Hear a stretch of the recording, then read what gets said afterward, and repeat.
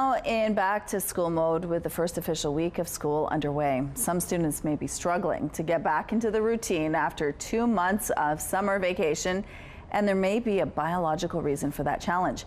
Joining us now is neuroscientist Sarah Baldeo. Good morning, Sarah. Thanks for having me. Well, thanks for joining us. Now, kids are back officially now, full time. They had, a couple days last week, but this is the first full week. What do you think about the whole 2 months off during summer break? You think it's way too long, right? So most children across Canada have that 8 to 12 weeks period, which is 2 to 3 months. And what happens is when you have that amount of time off, if you're not stimulated, your brain does a little bit of housekeeping. It actually gets rid of the neural synapses that you're not using.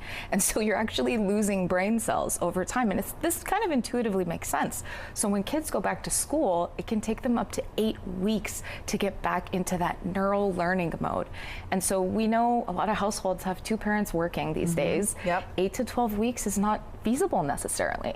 And a lot of those kids are on their tablets. Yep. So how does that affect or change things? So when you think about children exposed to screen time, for some parents, they can send their kids to summer camp and they can really get that stimulation. But if they're not doing that and they're home, there's actually a couple things that you can do to help your kids to cut down that 6-week time frame.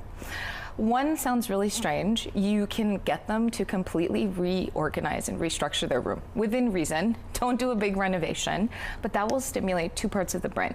The parietal cortex, which is spatial awareness, and the frontal cortex, which stimulates thinking. And so when you do that and you let them have that control, it actually primes them to jump back into school instead of just sitting on their tablets. Right, so you're saying do this 2 weeks before school is back on? You can do it 2 weeks before, you can do it right, a day before. Ideally, you give yourself a little bit of time, but it's a great activity that is gonna prime them and perhaps even cut down on that 6 weeks to get it a little bit shorter. Okay, you think that the long summer vacation is antiquated. Do you think that we need a new system altogether? There's a lot of schools that have said that they're really just gonna limit that time off to 2 weeks. And as a neuroscientist, when we look at MRIs and we see what's happening, we know as adults it's great to go on vacation, but you're not necessarily on vacation for 2 to 3 weeks. I mean, I think we all wish we could be, but your brain needs that stimulation. It needs that consistent stimulation, especially for children whose brains are not fully developed yet.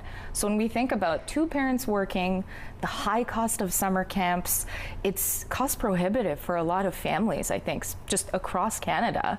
And I really do believe that, if we can shrink that down, or we can try to come up with some new modalities for pedagogical approaches, it can significantly help children. And we saw this during, the pandemic. And when children were home and they were just stuck to their screens, we're now seeing those developmental delays even push forward as they go each grade. And I see it, with my own, I'm a mom of a 13-year-old who started high school.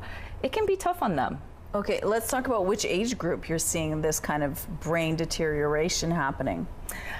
It's striking adolescents the hardest, understandably, because not only is their brain growing, but there's hormones just coursing through their body. So they're inundated with, now you've got their brain going through neural pruning, you've got them home potentially sitting on their laptops or their iPads, and their bodies are just full of hormones. So think about the brain under those conditions.